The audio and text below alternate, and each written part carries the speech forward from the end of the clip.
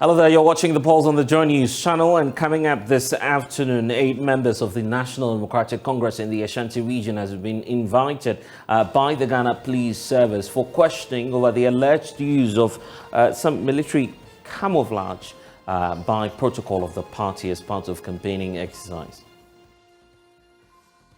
To the very latest. Meanwhile, the internal contest within the NDC is heating up as the party has finally released the ballot position for 3 candidates slugging it out for the top position of the party for the 2024 elections.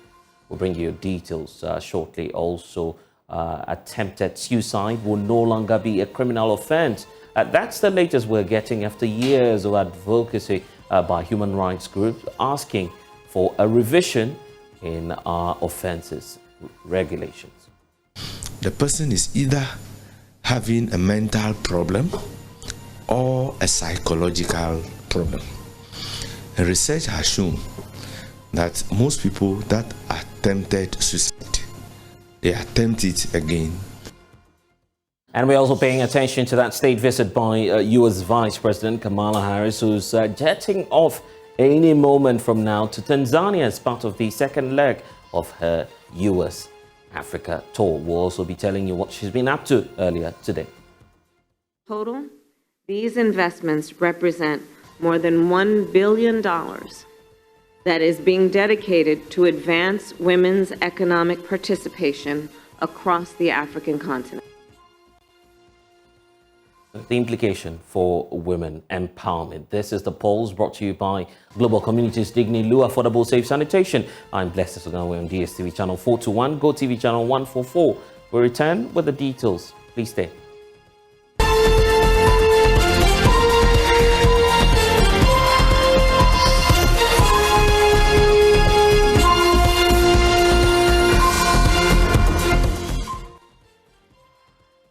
And this afternoon, the JoyNews team is learning that the Ghana Police Service has invited 8 individuals within the National Democratic Congress in the Ashanti region for allegedly using a military camouflage by the protocol team as part of the campaigning exercise. We're not sure what circumstances may have led to this alleged incident, but the police is beginning to crack down on that. Nana Yaojima has more and is joining us via Zoom to provide us with updates on this. Nana, thank you for your time. So exactly what is accounting for this latest invite from the Ghana Police Service?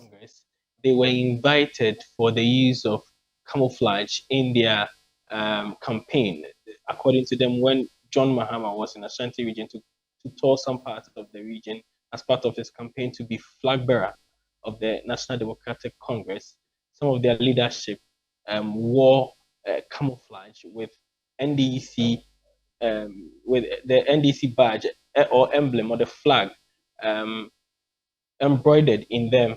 So these, sick of the uniform that they wore to the campaign in the 3 days, they were invited to the headquarters of the police somewhere last week.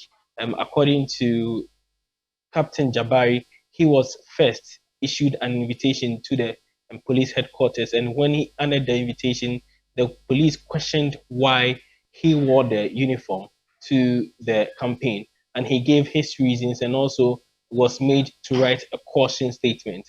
And from there, he was told to also tell other executives of the party that the police will need them to also come in and answer some questions. The people who went in there, or the people who were also invited verbally, they refused to honor the invite because according to them, if the police should extend an invitation to them, it should be done properly, not by word of mouth. So it was yesterday, that Tuesday, that the police sent a message to these people through one of the police commanders in the region to the NDC office, and also they told the party chairman in the region specifically to produce these people who were also believed or suspects in the issue. So all these 7 other people, together with Mr. Jabari, making it 8, they all today reported at the regional headquarters of the police in the Ashanti region. And from the information that I have, their caution statements were taken and they were granted self-recognizance bail. Now, the police say they will investigate the matter, and if there is need to call them back and continue with prosecution or otherwise, that will be done. And we know that the Ashanti regional chairperson of the party, Augustus, has been addressing supporters of the party. Exactly what has he been talking about?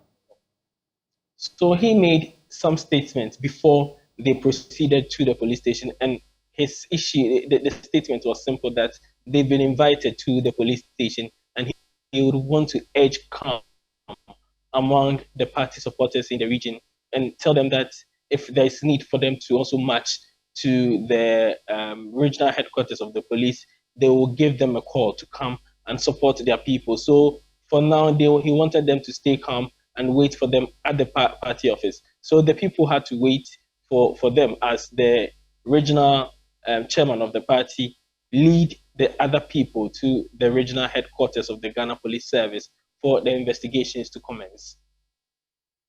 Yal Jima joining us from the Ashanti regional capital, Kumasi. Meanwhile, there's a lot still happening within the opposition National Democratic Congress, especially with regards to its internal primaries for parliamentary and especially the presidential race. 3 individuals have been cleared and balloting has been settled on that process. We'll give you the positions shortly, but we understand that one individual who was in the race, and as Kobia, who says he's a businessman, has withdrawn from the race. He explains why.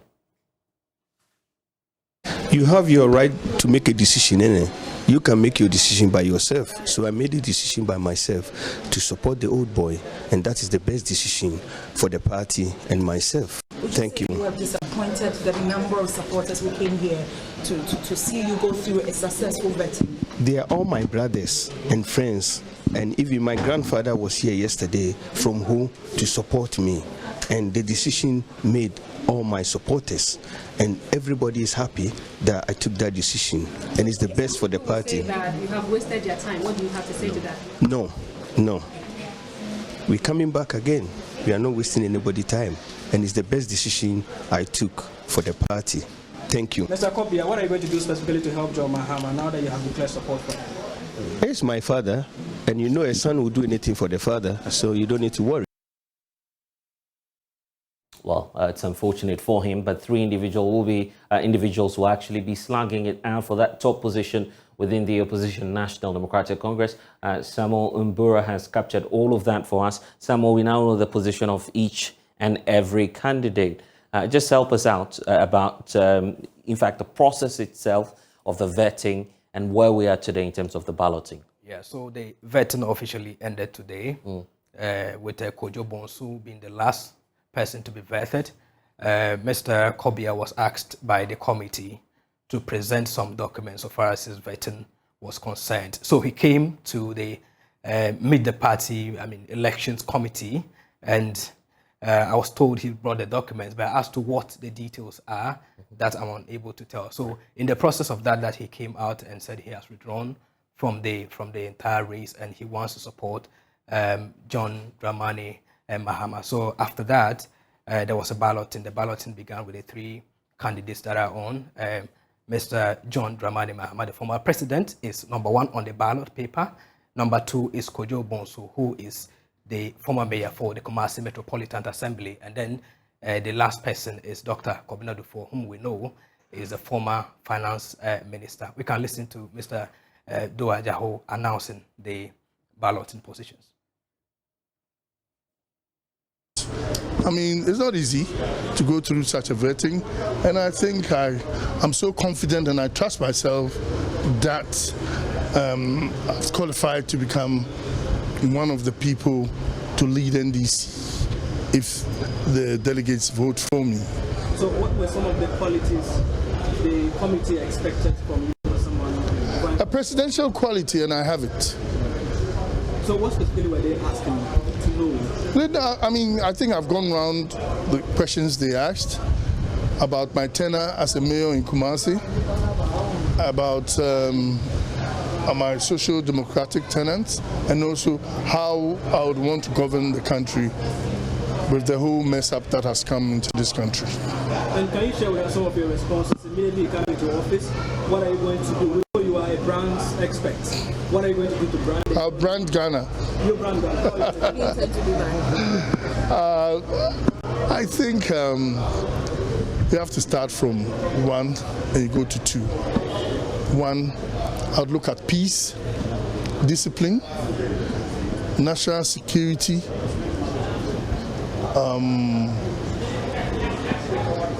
economic stability, and what you call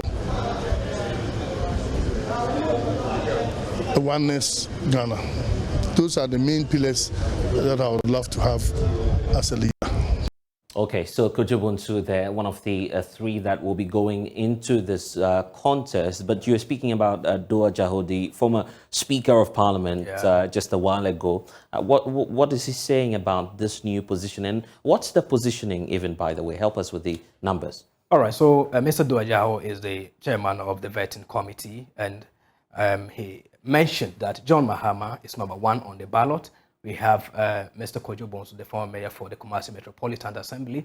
And then the last person is Dr. Kwabena Dufo, who is the former finance minister under the Mills regime. And he also indicated, whilst announcing the results, that Mr. Kobia officially wrote to them that he has withdrawn from the race. Yeah. So these 3 individuals you see on the screens right now will be the ones that will appear on the ballot in that order. John Mahama being number 1, we have Kojo Bonsu following through, and Dr. Kwabena Dufo himself. It's been a very long and winding process to what we saw yesterday or this week, which has got to do with the vetting itself. Have we been speaking to some of the reps of these individuals who are going into the race, and what are they telling you? Yeah, so I spoke to Dr. Peter Tokono, who is a rep to John Dramani Mahama.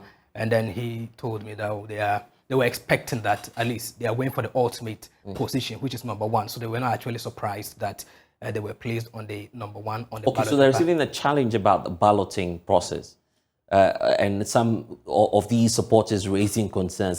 I guess that was addressed by Doa Jaho himself when he spoke to you earlier. What has been the position of the Doa Jaho, who is of course chairing that vetting committee? So the position, the position was about how to ensure that the entire voting process will go through successfully. We'll have the balloting also going on so well. So not much was said about the positioning aspect of it. He only went ahead, told us that it went successfully and all parties agreed to the balloting, and that's how come they came with the the ballots that you are seeing, or the positioning that you are seeing on the ballot paper that is expected to be on the 13th of May 2023.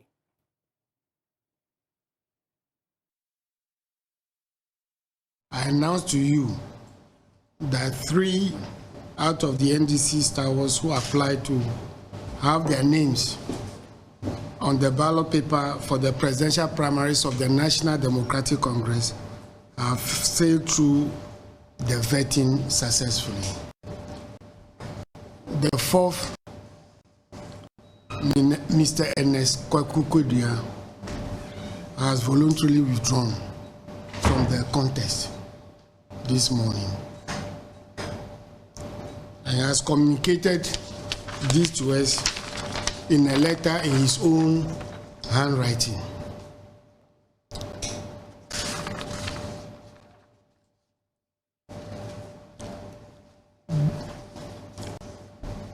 The 3 are His Excellency John Dramani Mahama, former President of the Republic of Ghana, Dr. Kwabena Dufo, former Minister of Finance, and Honorable Kojo Bonsu, former Mayor of Kumasi. We have also conducted a ballot for the position of the candidates on the ballot paper for the 13th May presidential primaries. The candidates' positions are as follows. Number 1, His Excellency John Dramani Mahama. Number 2, Kojo Bonsu. And the 3rd position on the ballot goes to Dr. Kobina Dufo. Okay, then, the former speaker indicating what the position will be. How about the supporters and those who've been jostling around, throwing their weight behind all these three individuals that we see on the ballots?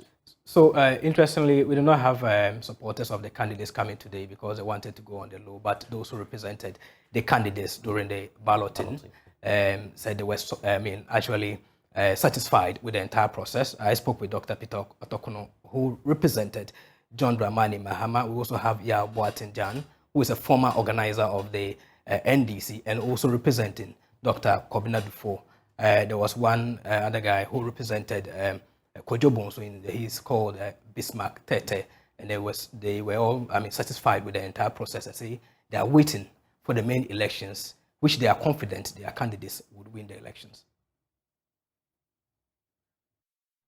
And we'll be getting that for you shortly. But let's try and engage some of the supporters and reps that my colleague Imbura was talking about. Bismarck Tete is a representative for the Kojo Bonsu campaign, and Yao Bachichan is Boating Jan actually supports the Dufo campaign. Thank you, gentlemen, for joining us. Well, it appears that we don't have them on. I will try and listen to the reps later on, but let's focus still on the NDC because the party feels aggrieved that the courts, the apex court, the Supreme Court, has been unable to bring closure to the case of the Assin North Member of Parliament, James Jachi Koisin. For days now, in fact months now, the area has been without representation after the court indicated that Mr. Koisin cannot hold himself out as MP for the area.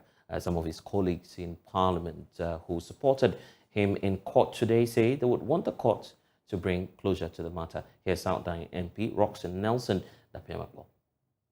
We are disappointed about this particular adjournment because the matter has been in abeyance for some time. We have rather pushed for the panel to be constituted for this matter to be gone into. We were duly notified, we came to court. A series of other cases have also been adjourned. We got the indication that the court will sit and go into this matter. However brief that will be, only for us to be told that it's adjourned to next week, Wednesday. No date has been, no reason has been assigned, just like that. And it appears to be the trend these days. In fact, in my own case, regarding the status of the two first ladies, the two first ladies and the second ladies issue, this will be the 15th adjournment from last year, April. And it is not fair when you make litigation more economically painful for plaintiffs who come to court and other parties who are also hauled before court. So we want the court, as much as we revere the court, we want them to assign reasons, cogent reasons why some of these adjournments are done in some of these important cases. My brother has been injuncted from performing his public functions until a matter is finally determined. His constituents are deprived of his services as an elected representative of them. And he comes to court and goes away, comes to court and goes away, and nobody appears to be concerned. We all ought to be concerned because his status will have to be determined quickly so he can perform effectively his functions of office as an elected representative of the people of Assin North. You know, so we are concerned, even as a party. And now let's move to Parliament because it will no longer be a crime if you attempt suicide. That's because there's been a revision to the Criminal Offences Act. This happened after years of advocacy on the part of some MPs and individuals who've been mounting pressure on Parliament to change the laws and to see persons who attempt to take their lives as individuals who need help. Benada Hiafo, who's a Kachi South Member of Parliament, has been speaking to JoyNews.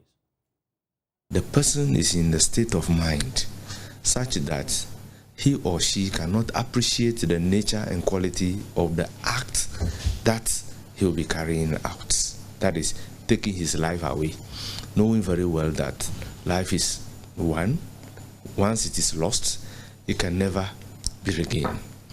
The person is either having a mental problem or a psychological problem. And research has shown that most people that attempted suicide, they attempt it again until they finally succeed.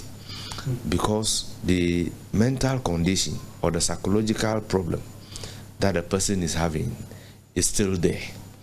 Now, it is a criminal offense for you to attempt committing suicide.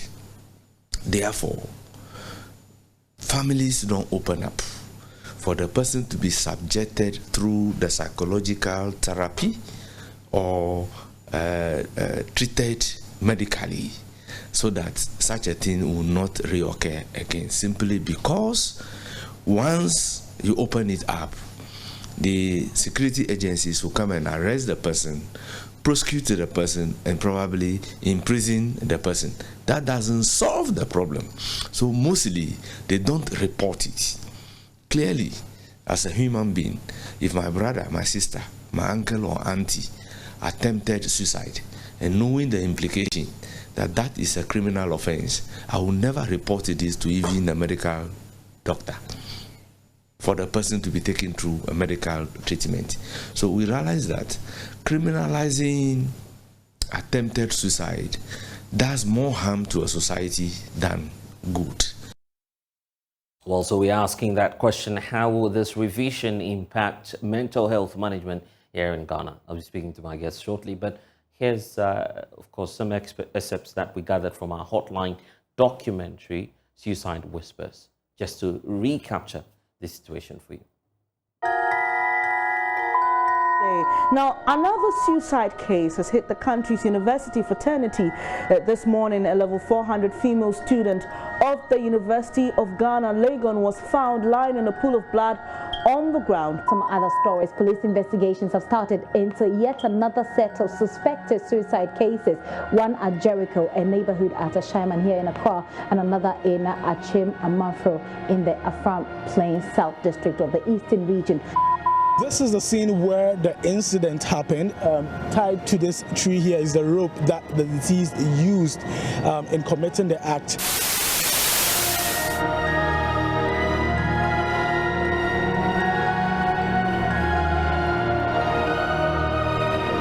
Suicide is fearsome and difficult.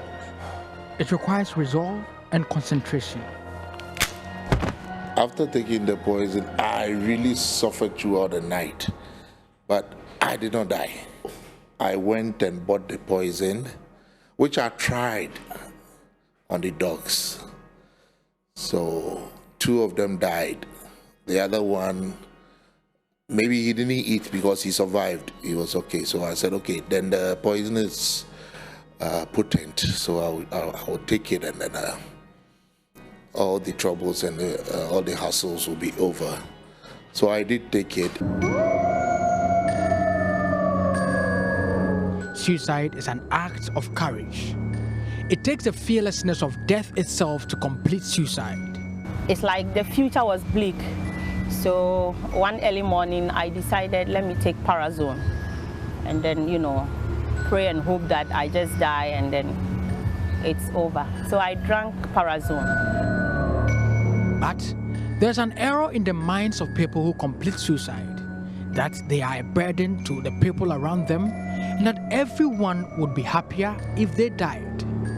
But that is the reason why they are killing themselves.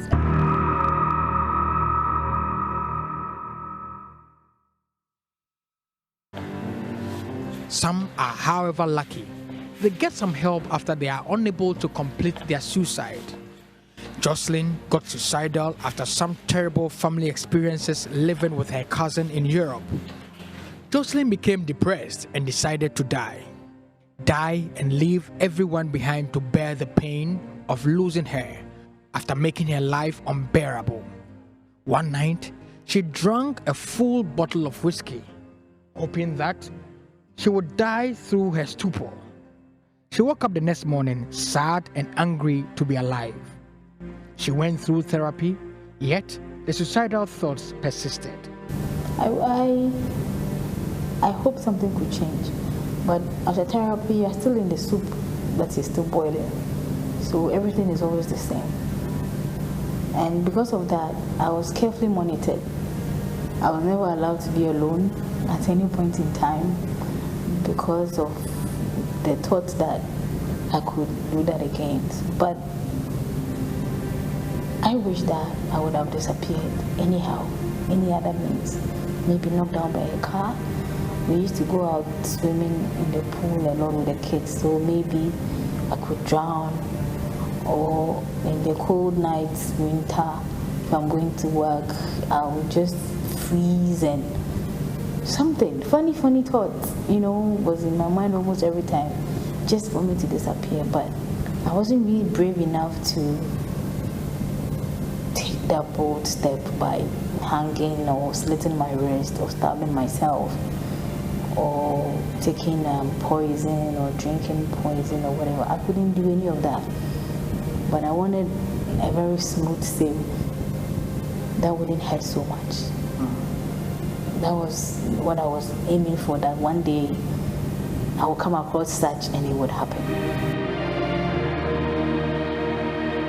When Hilda survived the other attempts, she finally decided to try a final but more effective way to die. We have a very tall building in the office, up to the 9th floor. So anytime I go up there, then the feeling is like, why not jump? At one point, I actually tried. I went and stood close to where I could jump. Then a colleague of mine just came around. He was passing actually, and he was like, Hilda, today you look so beautiful. Then I was like, in the midst of all these, somebody still sees that I look beautiful. So that actually, made me think twice. I decided that no, I wouldn't jump. And you can catch a playback of that on all of our social media handles. But for now, I want to bring in Assin, a mental health advocate. Thank you, Assin, for your time here on The Pulse. So is this good news for those of you working in the space, advocating that we revise our laws and also improve on mental health management here in Ghana? What's your take on this? Thank you so much for having me. I hope I'm not glitching, because on my screen it looks like we I'm can get glitching. you. Yeah, we can get you loud and clear. Okay, so it's wonderful news. It's an amazing news because countries like Sweden decriminalized suicide as early as 1864, and Ghana, we are now decriminalizing suicide. So we've been waiting for this for a very long time, because we understand that not everybody who attempts suicide wanted to do it because that's what they wanted to do. They felt like they had tried everything, all their options were used up, and that was the final and only way to leave the earth and forget about everything. And so it's amazing news. We are really, really happy, those of us in the mental health community. And as a person with lived experience who once had suicidal ideations, I'm really, really grateful for my journey. And to all those who have suicidal ideations or know someone who is having such issues, I encourage them to seek professional help. And it's the experience that I would want to know much more about. What goes through persons like you who've lived that experience in terms of attempting suicide? Is it much more of a psychological problem? Yes, it is a psychological problem because I have lived experience with bipolar disorder, which is an extreme mood disorder made up of two sides. We have the mania and the depression. So when I was having depressive episodes, I would have suicidal thoughts all the time. I just couldn't get rid of them. They were there every morning, every afternoon, every evening. These thoughts would just tell me, you know what, just end your life. Nobody wants you. And sometimes I'll even have pictures and videos running through my mind of my funeral and how people would be wondering, why did I decide to leave and all that. So I do believe that it's as a result of psychological distress. That's why sometimes people decide to take their life. From my own lived experience and from the lived experiences of other people I've met, I can attest to the fact that sometimes most of the time it's a result of psychological distress. And sometimes even the side effects of our medications, like psychotropic medications, can sometimes cause you to have suicidal ideation. So doctors would usually advise that if you go home, you are trying this medication and all of a sudden you are starting to have suicidal ideations, come back to the hospital so that we change the medication for you. I'm certain that you are happy about this law, but beyond the law, there's still a lot of work that has to be done. What's key for you in terms of your society and persons who are working together to improve mental health awareness across the country? Okay, so this morning, someone sent me a quote and she says, after the decriminalization of suicide, it does not mean freedom to live. It doesn't mean freedom to, it actually means freedom to live and not freedom to die, because people outside the mental health community may be thinking, oh, now we are actually saying that people should go ahead and complete suicide. That's not what we mean. There's so much work to be done in terms of suicide awareness and suicide prevention. We do not have, a lot of people don't know much about, all they know is maybe they watch suicide from movies, but they don't know that there's so much that goes into suicide, and there are so many signs and symptoms you can actually see to know that somebody is suicidal. So I'll say that the first key is education. Education right from schools, right anywhere, whether it's a church, school, any organization, there should be education done on suicide prevention and suicide awareness. Because people, when I was in university, for example, and I was having my suicidal thoughts, I thought it was normal. It's one of the symptoms of my broken heart situation. I thought I had to go through that, but I did not have to go through that if I had gone to see a professional as quickly as possible. So education is the main thing. And also I would say that in our society, we should not stigmatize against people who have suicidal ideations, because sometimes what some families do is that when they see that a member of their family has attempted, they decided to isolate the person and keep the person away so that nobody ever gets to know. They see it's like it's shameful for a member of our family to have attempted suicide. They think that it doesn't bring honor to the family. But all I want to say is that when we continue the education and awareness on suicide, it becomes normalized. And by normalizing such conversations, people will actually see that it's okay not to be okay. It's okay to seek professional help. It's also very alarming to know that there are lots of people walking around who have actually had suicide attempts. They have actually gone through with their suicide attempts and they don't talk about it. So people think, oh, I'm the only one who is going through it. I'll be very happy if people like those who have lived experience with suicidal attempts come out and share their stories in such a way that it doesn't also trigger other people. Because sometimes when people are going through stuff and they listen to stories of somebody's suicidal attempts, they actually pick keys. Like I was listening to the story of some of the people you interviewed, and I was hearing the things that they brought out. The media can, in a way, like mute those places about the items they use and the situations, the environments, the things that they use, so that it does not give people ideas that they can actually do this and do that to actually go through their suicide attempts. It can be very triggering for a lot of people, and for people who have gone through on their journey, sometimes it can trigger those symptoms and episodes once again. How do we address the lapses for those who may be seeking to take advantage of this law? Perhaps they may be seeking to take away their lives, basically as a means of escaping judgment or facing prosecution and all of that. How do we deal with some of these individuals who may be seeking to take advantage of this law?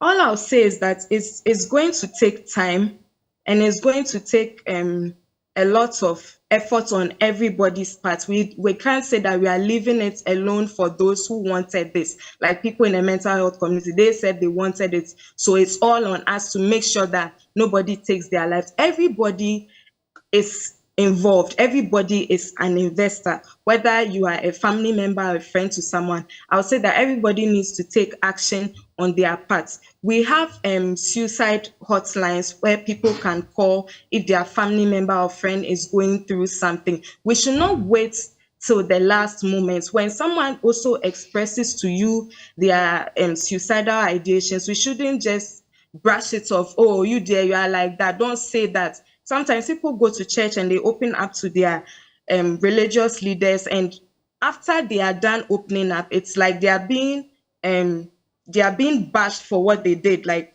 oh, you go to hell if you do that. You go to hell. I would say that it's time that we all have open hearts and open minds and make sure that we are supportive to everyone who has suicidal ideation. When you show someone genuine love and support, I'm telling you, this person will decide to accept professional help, and that person is on a whole road to recovery. Better than someone who is treated as if what they are going through is all up in their mind, it's not real, and you are thinking that this person is just misbehaving. I think from the story you just played, a lady said someone just told her that day that she was looking beautiful.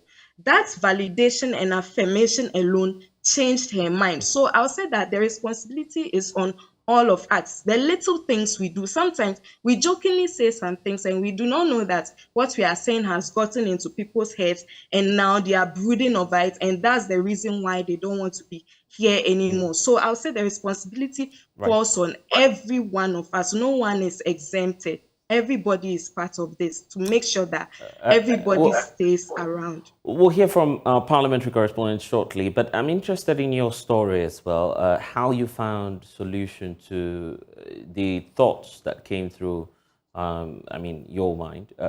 Did you speak to someone, and what help can others who are facing a similar situation you were facing years back take advantage of? So in my situation, it started with the usual moving from church to church and being prayed for. And sometimes I feel better, sometimes it just doesn't feel any better. So eventually my father made us go and see a psychologist and a psychiatrist. And that's when I was diagnosed with the condition. And I then decided that I would accept professional help. When I say professional help, I was put on medication, but for a whole year, I couldn't bring myself to understand that I need medication daily to be able to have the life that I want. So when I started taking the medication as prescribed, I realized that the voices I was hearing, the depressive mood, everything stopped. And that was when my life changed. I was able to go stay in school, graduate, live a normal life, work like everybody else, and be able to contribute to society, become a mental health advocate, and become all the things that I wanted to be and even more. So professional help does work. It goes a long way. And I'll say that anybody who does not believe in professional help, understand that I am a Christian. I believe in God, and I believe also that God always uses our doctors, nurses, mental health professionals to help us to heal. It's just like the way you go and see a doctor for your diabetes or for hypertension or your broken leg. It's just the same way that I went to see a doctor who is trained to help me. And with my psychotherapy, I saw a psychologist who helped me to understand what was going on and helped me to understand that ending my life will not really solve the problems that I think that I'm trying to avoid. Sometimes you need to face your problems, or sometimes your psychologist, like for me, my psychologist made me find creative ways to be able to channel that negative energy. And here I am today, and I am happy, I'm thriving. Tomorrow is World Bipolar Day. I'm really happy because every time I say World Bipolar Day, it's my second birthday. I am now about 8 to 9 years on my road to recovery. And I still sometimes have those thoughts coming in once in a while. when bad things happen to me, those thoughts come. What are you doing on earth? Why should you be here? But I try to counter it with what I've learned both in the hospital and at church. And now I'm on the road. I've made so much progress on my road to recovery. So it will take time. It's not all of a sudden and boom, you are the person you used to be. It will take some time. And sometimes you just need to take a break from all that seems to be bothering you and worrying you. Some you can't get rid of it, some too you can do something about it. And I really want to say that if you know someone who is having suicidal thoughts, please, it happens sometimes that people say they didn't know what happened. We have come to the realization that early detection and early intervention always helps to reduce suicidal rates. It always does help. So please, let's always be there to be the ones to detect early and intervene early by bringing in the support of professional help. All right then, Assin, be strong. Mental fortitude is all we need, and of course, that route to recovery is all we need. Thank you for joining us. But let's cross over now to Parliament, because the revision of the Criminal Offences Act is not the only activity happening on the floor of the House. Earlier today, the First Deputy Speaker threatening that he will refer management of the University of Ghana to the Privileges Committee of the House for disregarding the court. So let's get more from our parliamentary correspondent, Kweku Asante. Kweku, let's start off with the concerns from Clement Park, who first raised the issues on the floor of the House. Tell us more.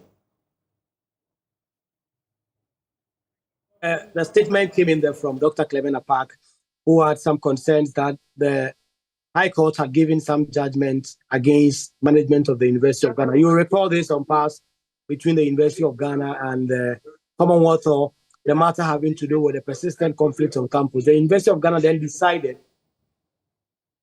that as a consequence, they were going to remove all continuing students from Commonwealth Hall and then Mensa Sabah Hall and reallocate them to some other halls.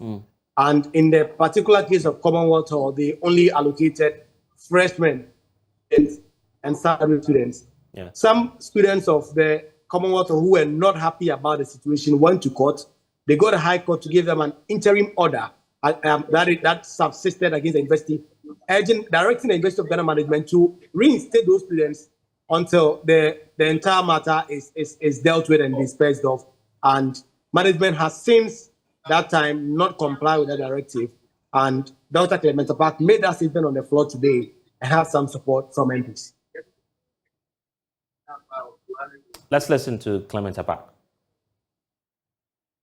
Mr. Speaker, we, the alumni of Commonwealth Hall, known popularly as Old Vandals, in the Parliament of Ghana, back calls by associations and individuals who have called on the management of the University of Ghana to heed the decision of the court and to ensure that continuing students who resided in Commonwealth Hall are reinstated to provide them the peace of mind for the academic activities pending the final determination of the case. The continuous refusal of the management of the University of Ghana to reinstate the affected students as ordered by the court is unacceptable, unlawful, and must not be countenanced. Mr. Speaker, we call on you and this August House to join us and all well-meaning Ghanaians to impress upon the University of Ghana to do the needful by respecting the laws of the land.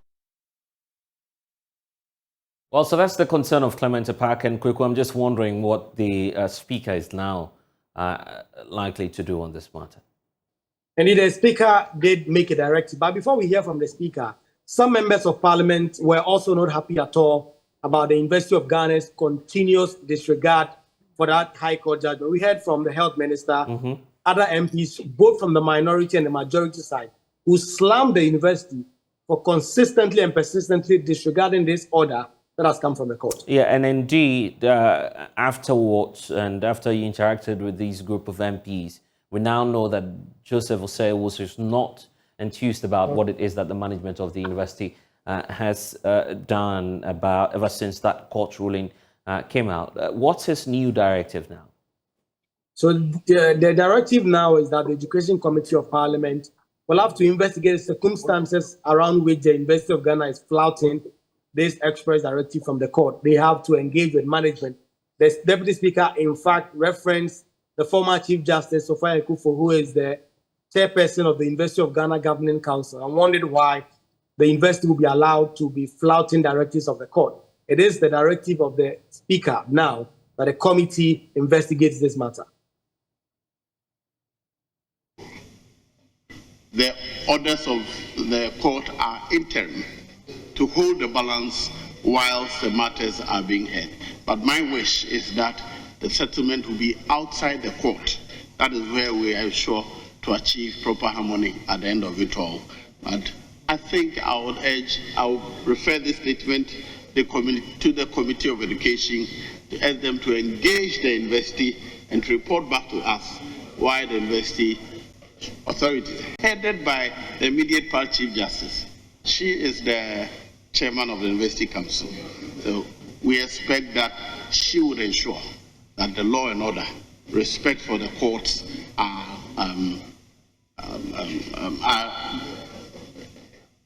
the sanctity of the court orders are respected.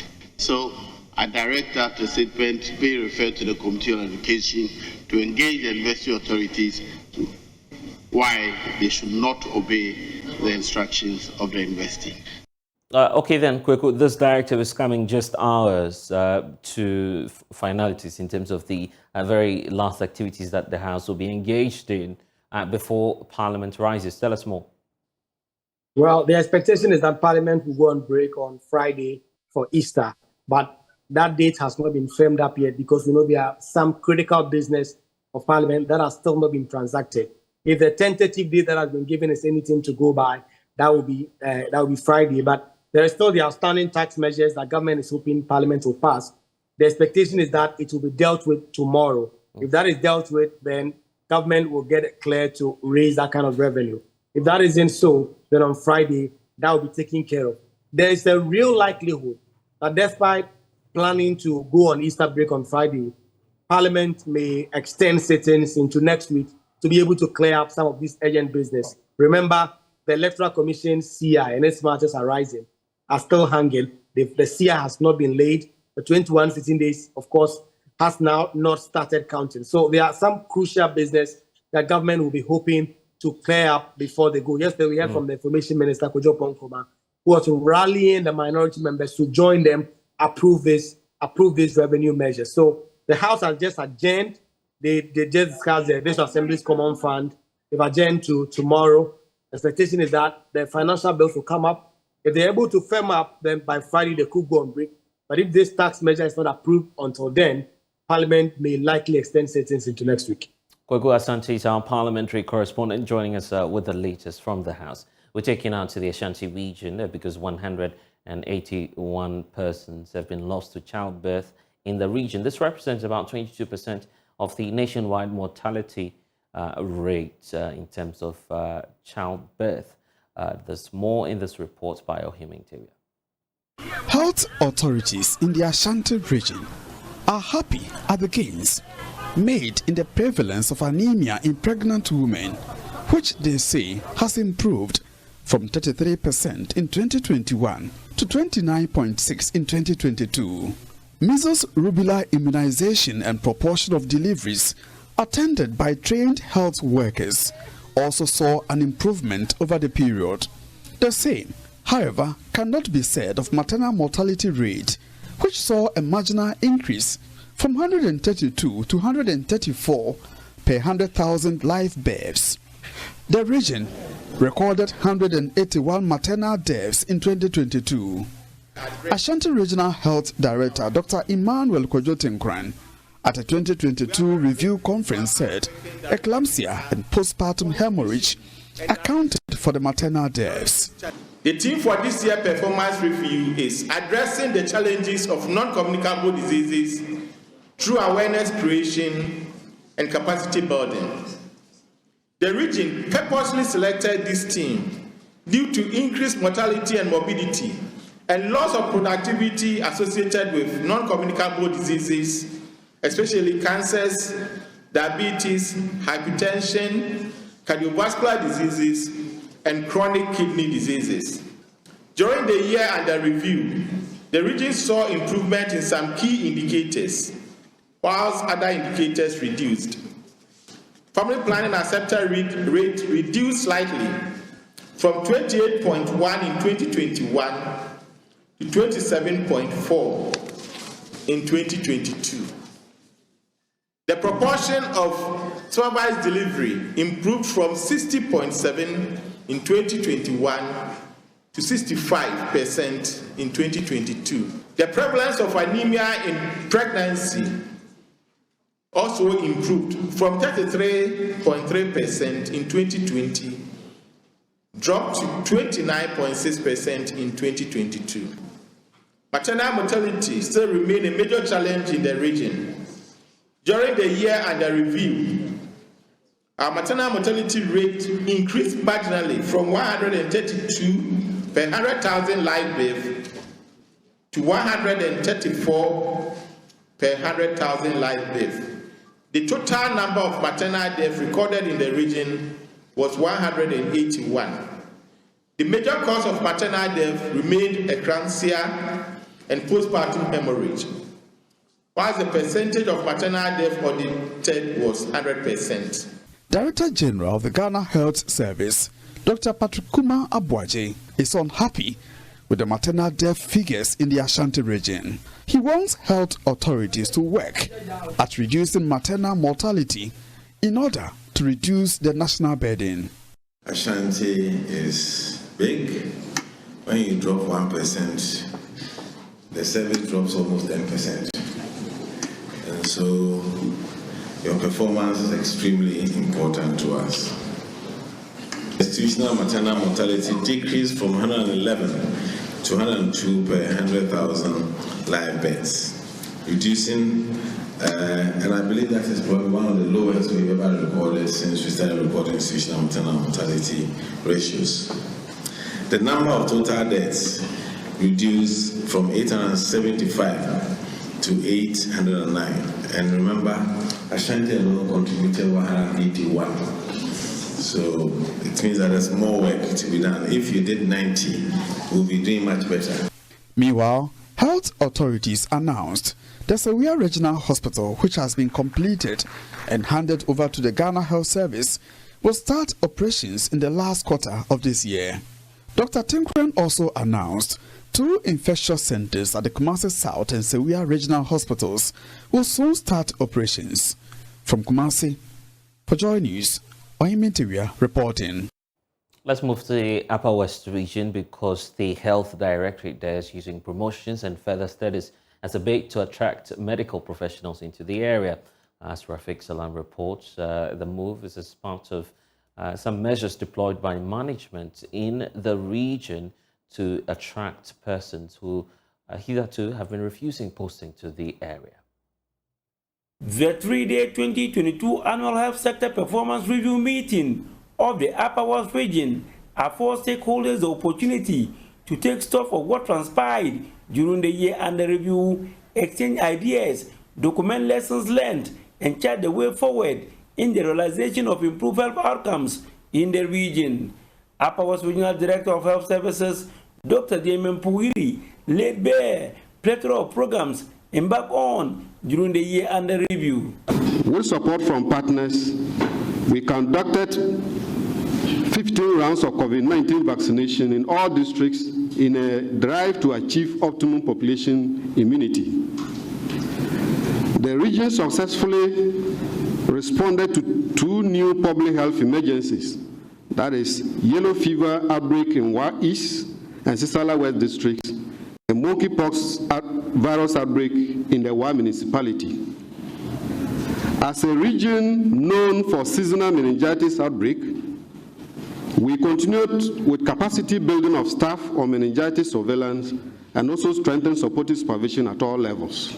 Dr. Damien Pugre noted that fair distribution of nurses and other critical health staff continues to be a challenge as they refuse posting to rural areas despite the service putting incentive systems to motivate staff working in deprived areas. In the year under review, a total of 508 staff of various categories working in deprived areas were promoted to their next grade ahead of their counterparts in non-deprived areas.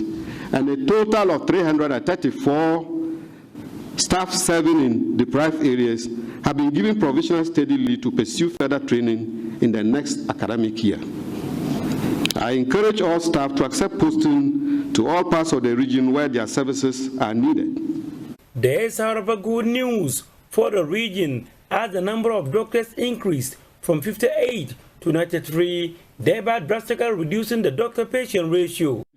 All districts in the region now have at least one doctor, and 9 out of the 11 districts have at least 2 doctors, meaning that when one is not available, the other can cover for the person. The doctor-to-population ratio has thus reduced from 1 is to 12,000 persons in 2021 to 1 is to 9,897 in 2022. I would like to use this opportunity to commend the Director General of Ghana Health Service for allowing the region to use its quota to acquire clearance for doctors willing to work in the region, but who were not without clearance. So during the year, some doctors were posted to us after giving clearance, but they decided to not show up.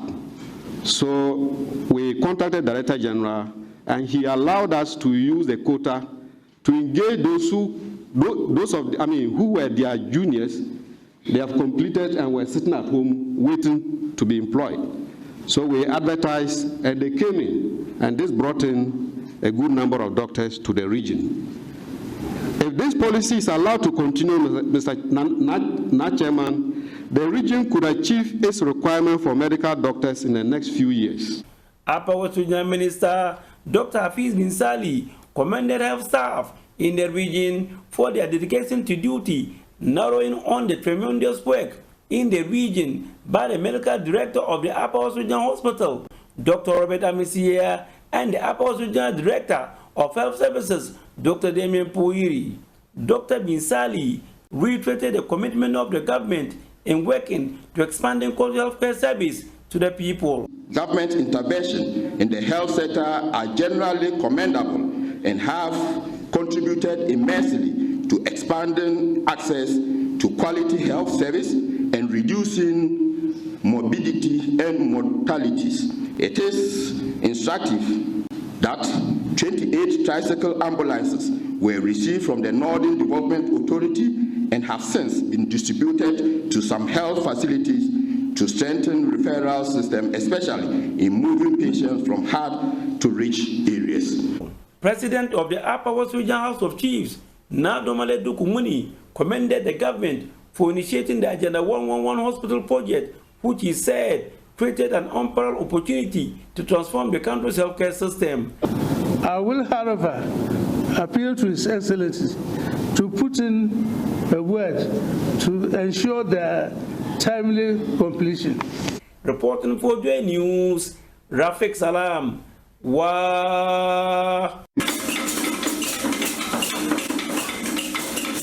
And we're taking a break here on The Pulse. When we return, you know that the Easter festivities are just around the corner. The National Road Safety Authority says it is increasing awareness to prevent carnages on our roads. We'll talk about that when we get back. Please stay.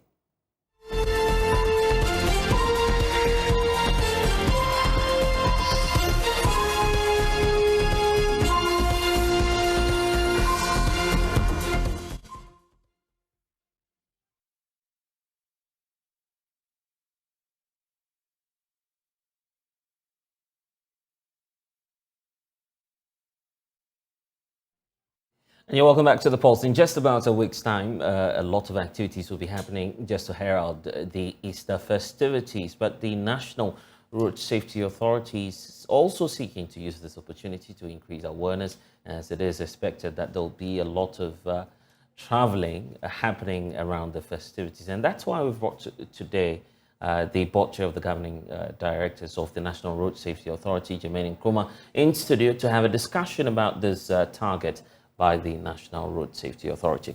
Thanks, Jermaine, for joining us here on The Pulse. Thank you for having me. How much of a concern is it for the Road Safety Authority that during these festivities you'd want to see an incident-free festivity, especially when it comes to road safety?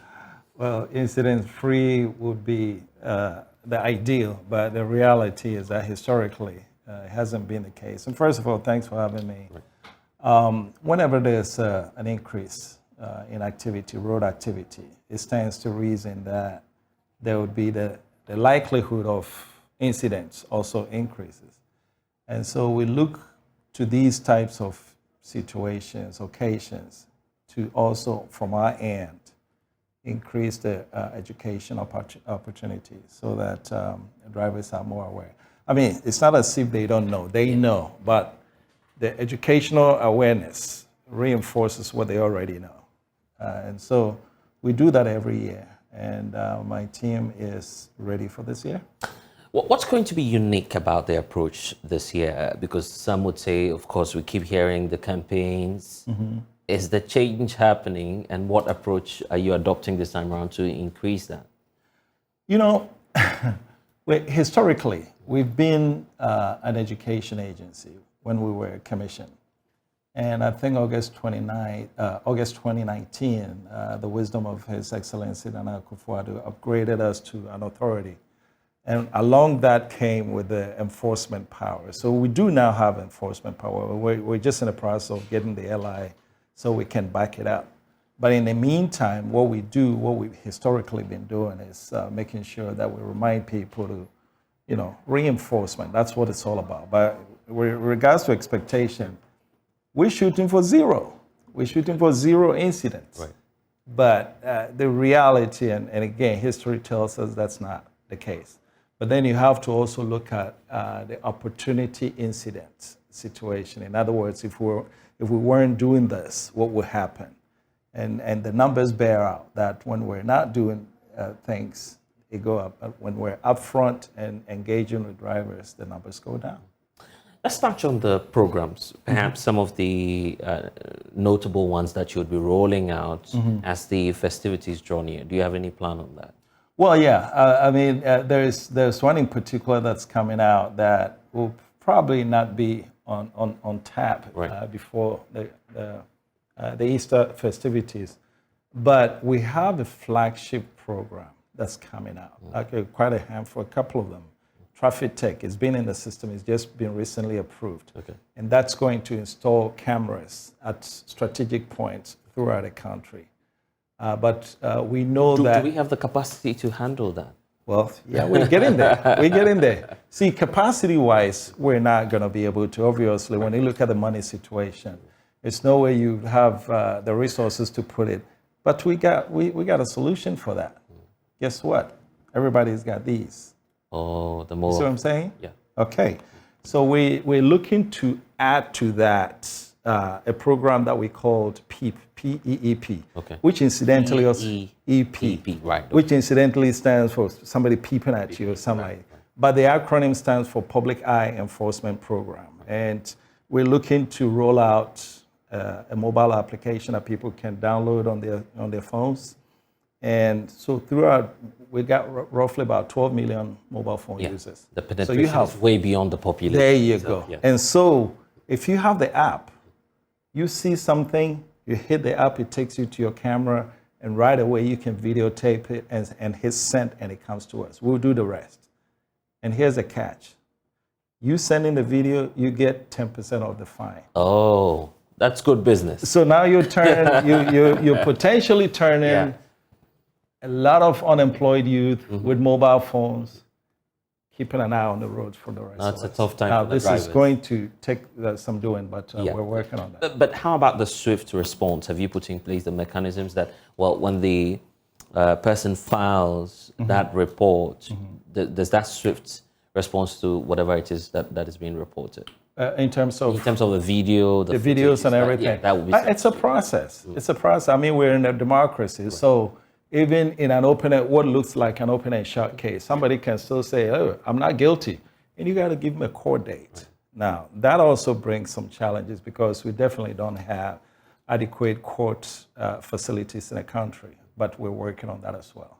In fact, road safety, we're willing to provide space for the Judicial Service to commission traffic courts for us.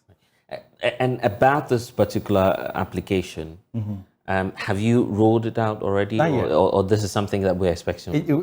That's something that's coming out the pipeline. You have timelines because, like everything else, it has to go through a process. And I wish the bureaucracy in this country was a little faster, but it's not. It takes a while to get one T crossed and one I dotted, and we're going through that process. We're getting a lot of support, and I can tell you, at this point, I really want to say a word for my team. The folks at Road Safety, I didn't know how hard it worked until I got there. Yeah. They're some of the hardest working people from DG all the way down.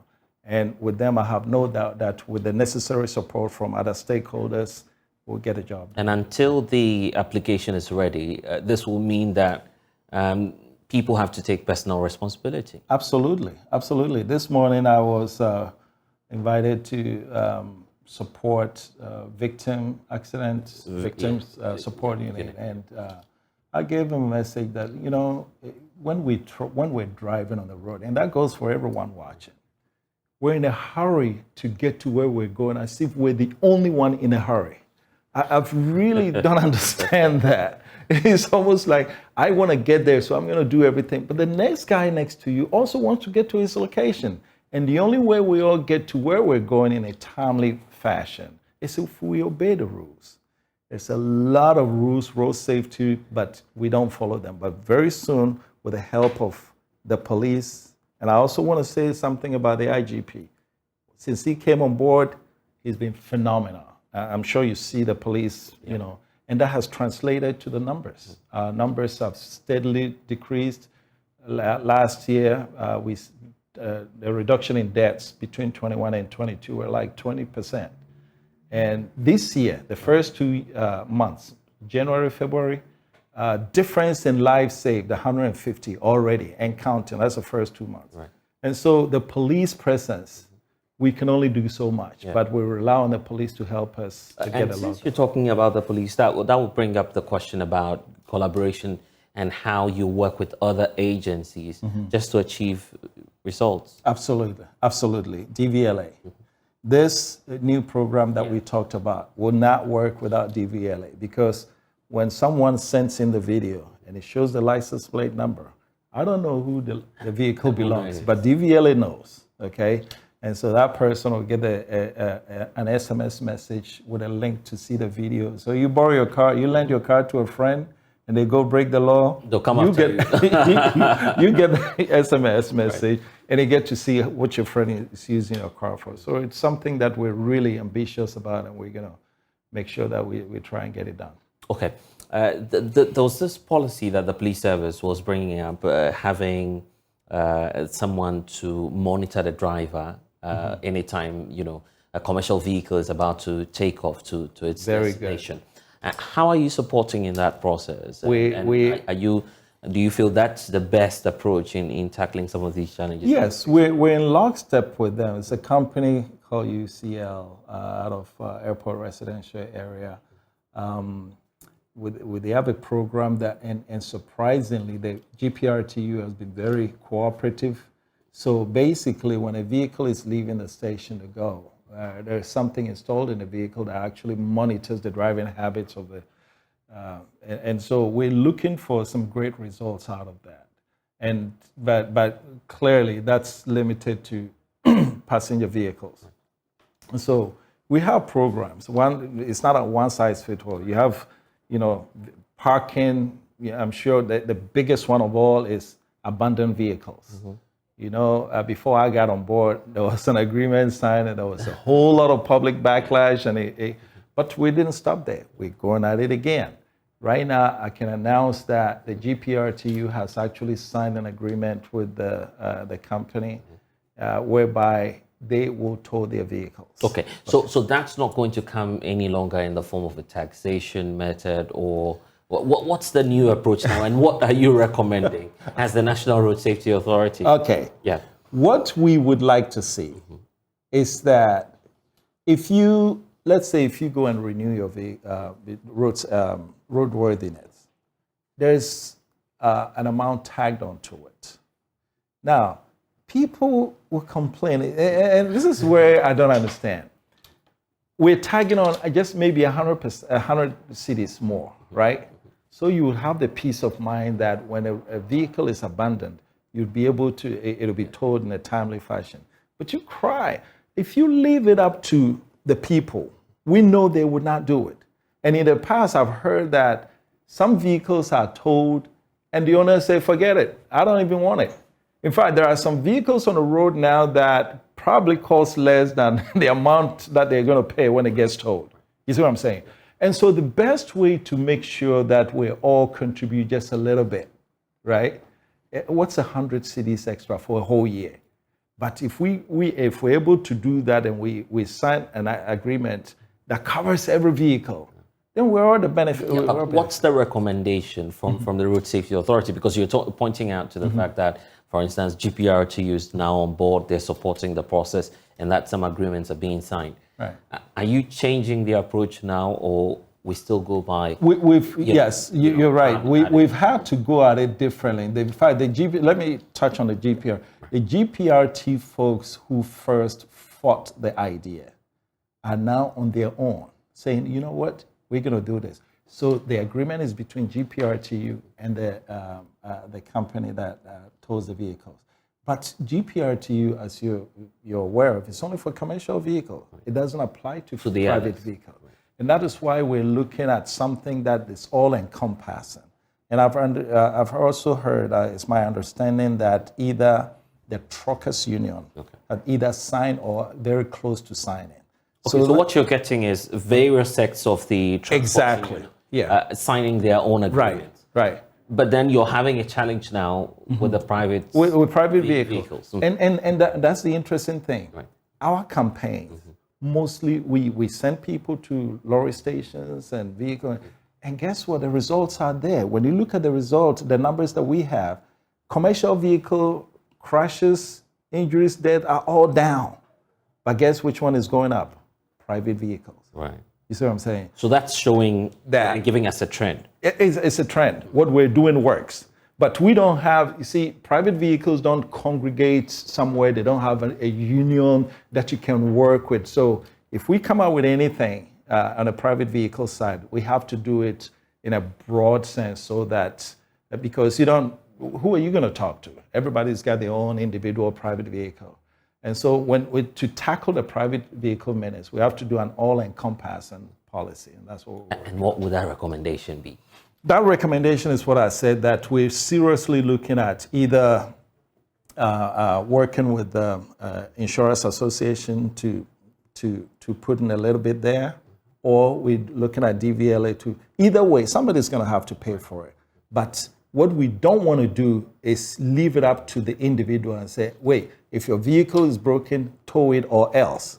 We know that in our current law and order system, the or else is difficult to implement.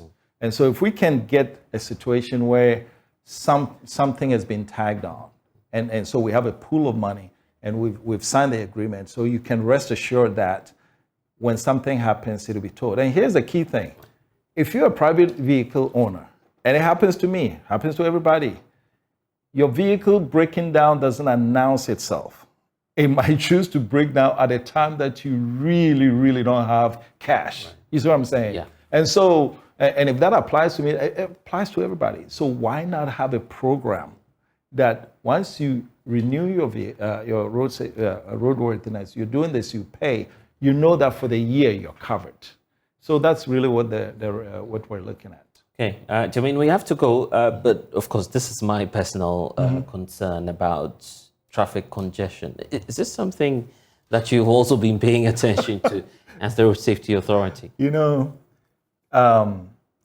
DVLA tells us that about 500 vehicles are registered every day. Every day? Every day. Right. It's roughly 16,000 a month. Of that 500 vehicles, roughly 140 will stay in the Greater Accra area and the rest go upstairs. So if you think traffic congestion is bad around, get ready. Our only solution is for us all to obey the rules. The interesting thing is, if we all obey the rules, we'll actually get there faster. I'll give you a situation where two vehicles, a lane, one single lane making a left turn. You know the Polo, the Polo area from Shangri-La making the airport left over there. Right. It never fails. One lane supposed to turn, but you have another lane trying to force it in, and now a third lane supposed to turn in. Guess what? It creates a backlog all the way up to Shiashi. You see what I'm saying? Yeah. If everybody followed the route and stayed in one lane, we would not have that traffic. And so, I mean, it's amazing to me that the same people that are doing there, the same people that are trying to force it in, maybe some of them are going to the airport. Let them get on a plane and fly 6 hours to London and then get in the car. All of a sudden, they're following the rule. Why?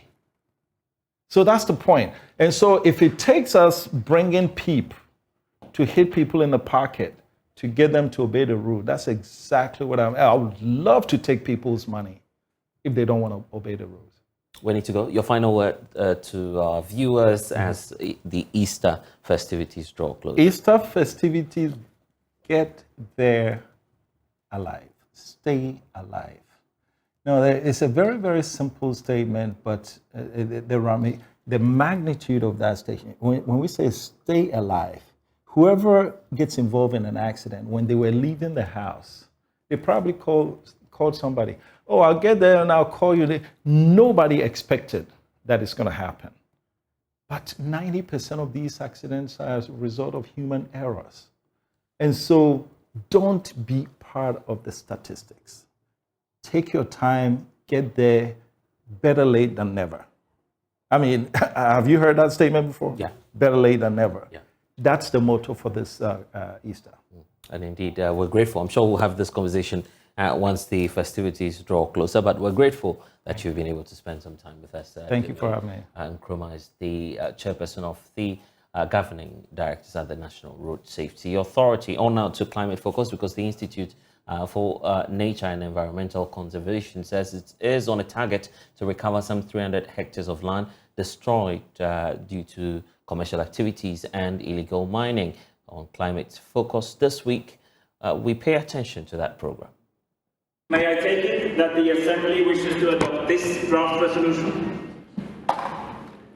I see no objections. It is so decided.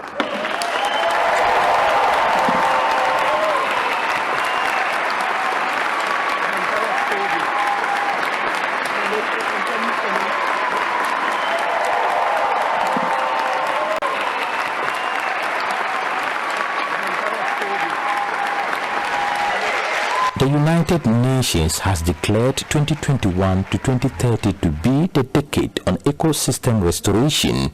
In the spirit of this ecosystem restoration, which was held in March 2022 in Nairobi, Kenya, one of the resolutions agreed by the UN Environment Assembly focuses on nature-based solutions, actions to protect, conserve, restore, sustainably use and manage ecosystems. What there is now clarity on is that we will have a strong global, international and comprehensive framework on.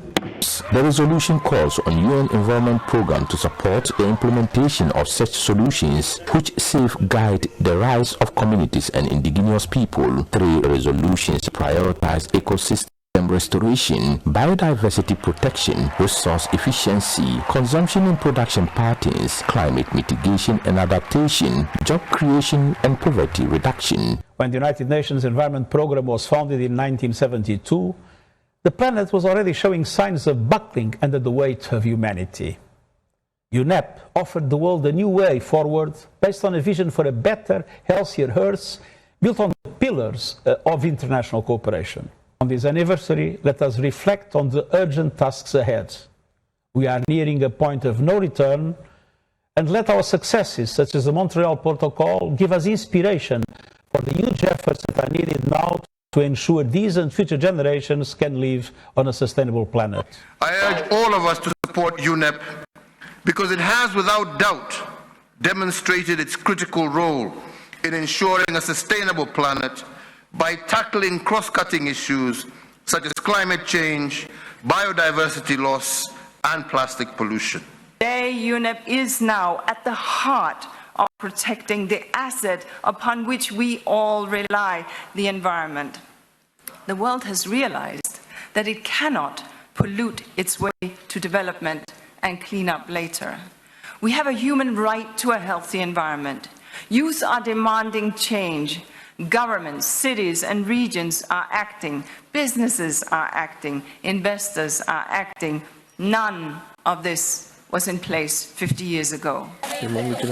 However, before the United Nations event, the Institute of Nature and Environmental Conservation (INEC) had already passed a conservation resolution in the Afram Headwaters Forest Reserve near Abofor in the Ashanti region. Farmers who are casually planting trees speak in low tones as they clear patches of vegetation in the forest reserve. Bernard Ashin is the project coordinator. The goal of this project is to restore degraded sites across Africa, and in Ghana, INEC is one of the institutions chosen to engage in this particular project to achieve this target.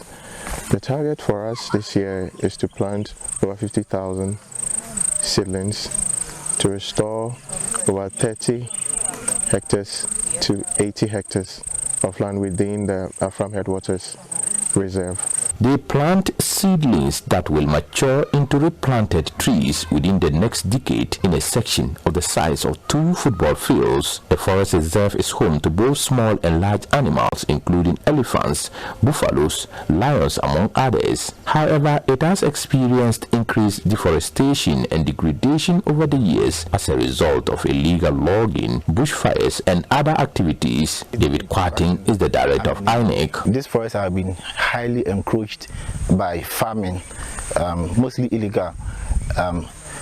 So the aim is to restore these degraded areas, but using native species, because what we've observed over the years is that there is the high rise of invasive species overtaking the lands in Ghana.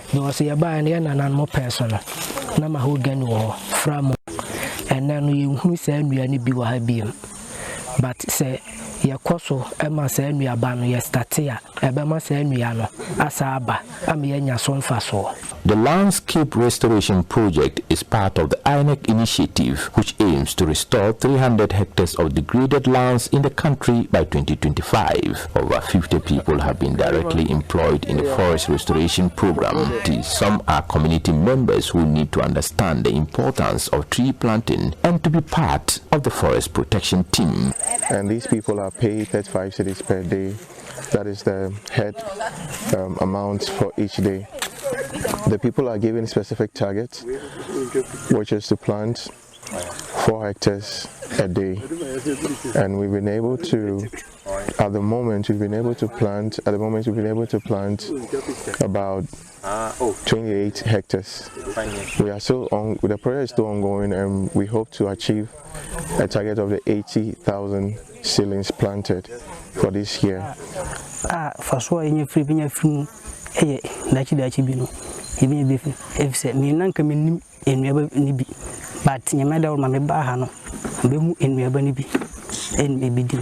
Minim say nyame adoma sa na dachi bino akiriba no so nanka bianu ebo ha nkomuni butom so mbeto a ombehunu se dua we efrenisi ene we edisi ti na yeba adwuma so a ebi mo hono ma ye wo mo a amobo page ena ye wo omo a omudutu amena no ena ye wo omo a omo so wade ba ena wo omo a mudutu amena na ebi susu edua.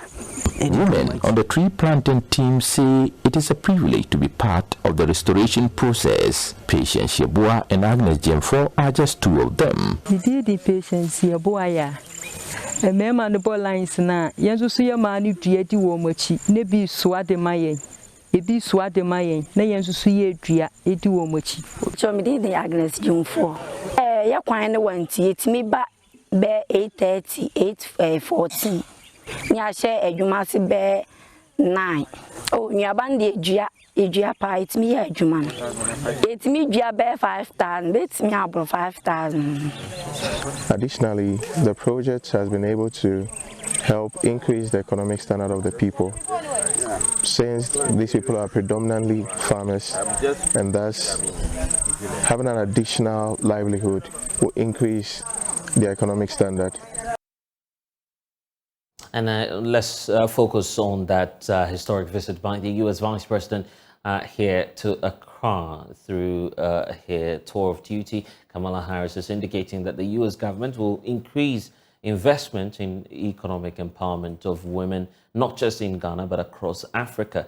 She's pledged some $1 billion United States dollars for the entire continent, while indicating that collective efforts must be made to make society inclusive of women. She was speaking earlier today when she engaged some women entrepreneurs here in Accra. I am pleased to announce here with these leaders that the Bill and Melinda Gates Foundation, together with our administration, will establish the Women in the Digital Economy Fund, which is a $60 million global fund, which among other things will address access, affordability, digital literacy, and gender inequality. In addition, the Gates Foundation is investing an additional $40 million to support these goals. Beyond this commitment, I am also pleased to announce a series of other significant private sector commitments alongside U.S. government efforts. In total, these investments represent more than $1 billion that is being dedicated to advance women's economic participation across the African continent. These investments span from sources that are in the technology sector, financial services sector, and healthcare industries, and will help to do predominantly 3 things: help digitize women-owned small businesses and entrepreneurs, provide access to capital, healthcare, and education, and combat gender-based violence. Now, I want to be clear about this approach. There is a subtle but profound difference between an effort to increase women's inclusion and the correlated effort that must be intentional to increase women's leadership. The focus here is on both inclusion and leadership, understanding that women must have the opportunity and the access to all that is necessary to achieve their goals, their desire, their potential to also lead. So the investments that I have outlined, we believe, will help build a future where women are not just treated equally, but are able to thrive, where women have the opportunity to lead, and a future, simply put, where there will be no barriers for the ability of women to participate in the economy, where they can enjoy freedom from violence and equal access to healthcare and education, and where they can shatter every glass ceiling.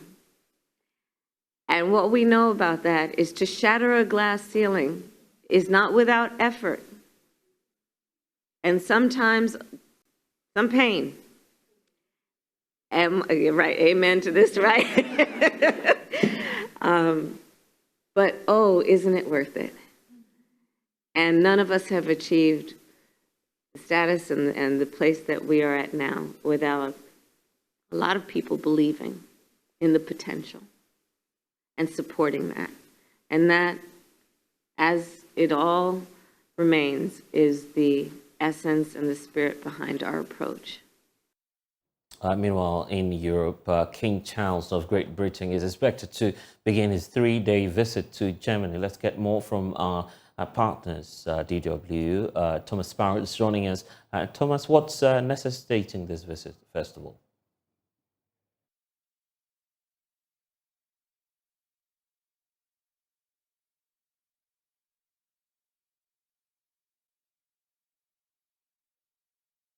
This is being described as his debut on the world stage. His trip was also supposed to include France, but due to protests there, that leg of the trip in France was cancelled, which means that he's beginning that debut on the world stage here in Germany.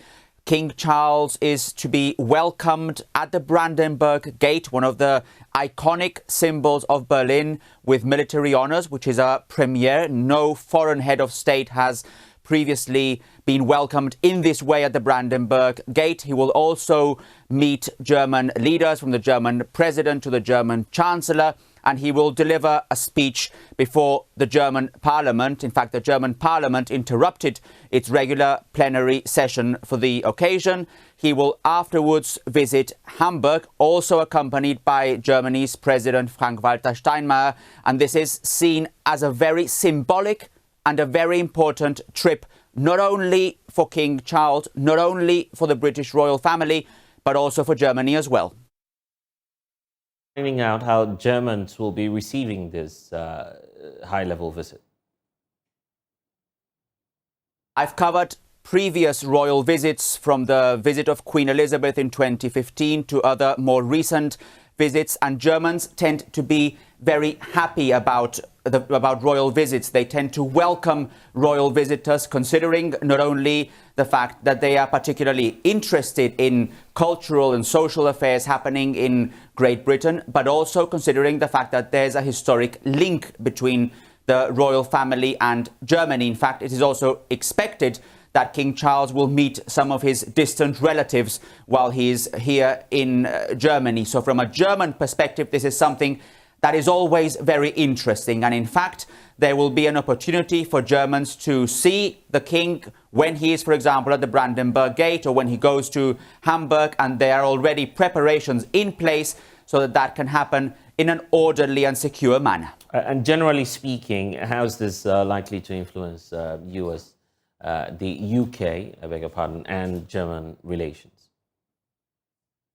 It's interesting because in the past, the governments of the UK and Germany have not seen eye to eye on several issues, the most prominent issue obviously being Brexit. But every time there has been a royal visit, and this is not an exception, the focus has been on the people-to-people relationship, on the fact that despite sometimes having different opinions, the British people and the German people are indeed bound by an important relationship, by a long-standing relationship, and that is something that we expect King Charles to strengthen also when he's here in Germany, and to focus on that.